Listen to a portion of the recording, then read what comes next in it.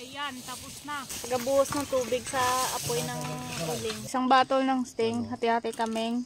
Hati-hati kaming 5. So, ayan na, sa 4 na araw na paghihintay namin, sa ngayon ay hinuhukay na namin yung uling. So, akala namin is 3 araw lang. Pero, nagiging 4 na araw. At sa pang-4 na araw ay hinuhukay na namin. Uulitin ko lang po ulit ha, hindi po kami naninira ng kalikasan at mas lalong hindi po namin pinuputol lahat ng kahoy. Kung meron man kaming inuuling, yun ay mga wild na puno ng kahoy at mga maliliit lang po yan na sanga. At nasa private na lutik po kami nag-uuling at ang dahilan kung bakit nila pinapaputol ang mga maliliit na puno kasi i-develop nila ang area na to. Sa totoo lang, mas lalong hindi po namin puputulin yung mga puno ng kahoy kung hindi mismo galing sa may-ari. Pinapalinisan lang po talaga sa amin ang pribadong lutin na ito. Kasi yun nga, may mga purpose sila kung bakit nila pinapakuha o pinapaputol yung ibang puno. Pero hindi po lahat ng puno ay pinapaputol nila. Meron po silang tinitira. At sana naman maliwanag na po yan. Sa susunod ay ipapakita ko sa inyo kung anong klaseng development ang gusto nila dito. Sa ngayon ay hindi naman pwede sabihin kasi hindi naman kami yung may-ari. So ayun na nga, balik tayo dito. Napasok na nga pala namin lahat sa sako ang una naming hinukay. Hindi naman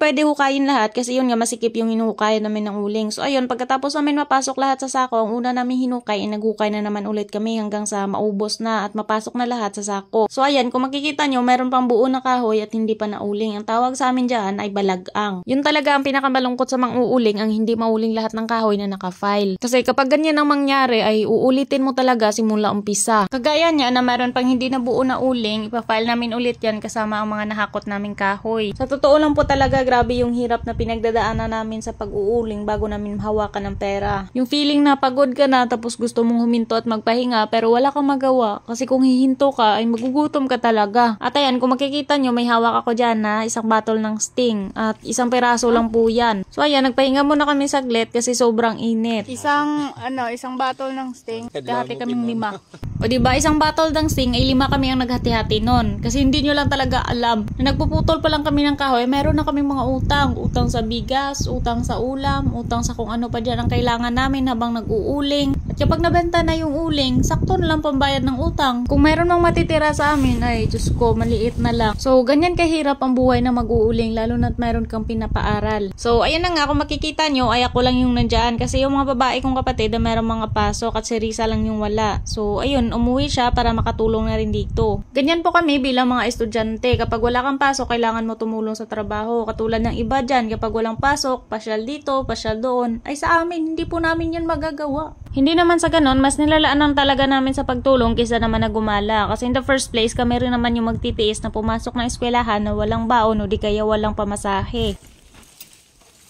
So, ayan, uwian na kasi umulan. Oh. Mamayang hapon na naman kasi, ayan, malakas na yung ulan. So, eto na, nag-resume na kami. Kumain na kami ng aming tanghalian and then balik ulit dito. Hukay na naman ulit. Bali, pangatlong hukay na po ito namin.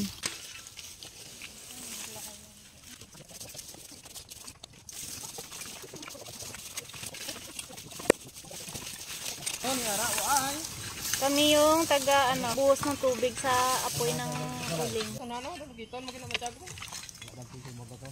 Yan, sa bawat mangunguling ay ito yung pinakamasaya na part, na makita mo yung mga kahoy na final mo na nauling lahat. Diba? Yan.